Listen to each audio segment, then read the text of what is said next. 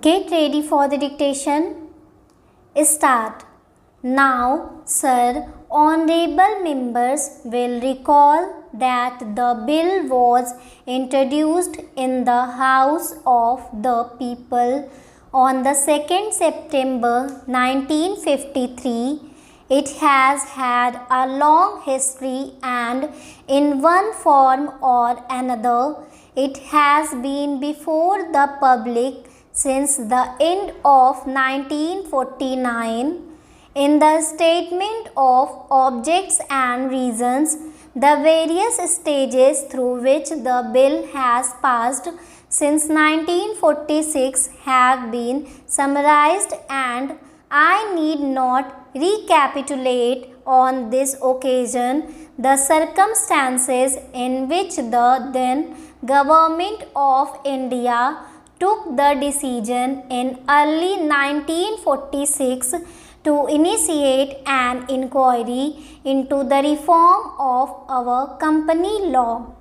I would remind honorable members that between 1946 and 1948 the entire field of company law was carefully reviewed by two distinguished company lawyers who were appointed to recommend the broad lines on which the present act should be revised.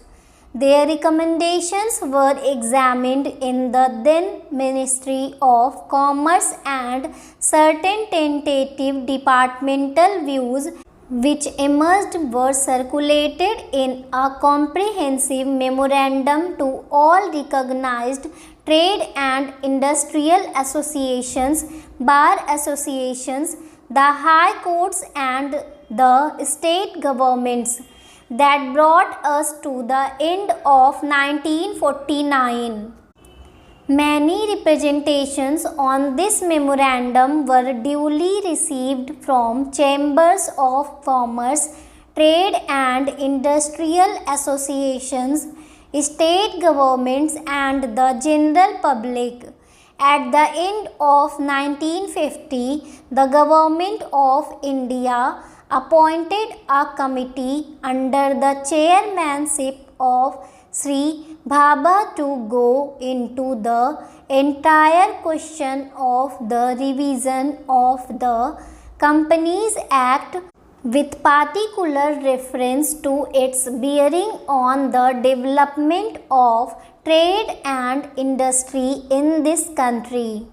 This committee examined a large number of witnesses in many parts of the country and submitted its report in March 1952. This report again was circulated to all state governments, chambers of commerce, trade associations, high courts and many other bodies. At the same time, a special officer was appointed in the Department of Economic Affairs, Ministry of Finance, to examine the report in the light of the views received from the interested public and to submit proposals to government for the revision of the present act. The bill now before the House is based largely on the recommendations of the Company Law Committee, modified in a few particulars. Honorable members will notice that so far as public relations go, the bill has covered adequate ground. In a measure like the Companies Bill, however, which covers the entire field of the operation of joint stock companies, the limits of consultation and discussion can never be exhausted, and I would like to inform honorable members that Although the bill was introduced in Parliament over 7 months ago, our officers have been engaged throughout this period in further studies and informal discussions with the interests concerned, and on occasions I have also participated in such discussions.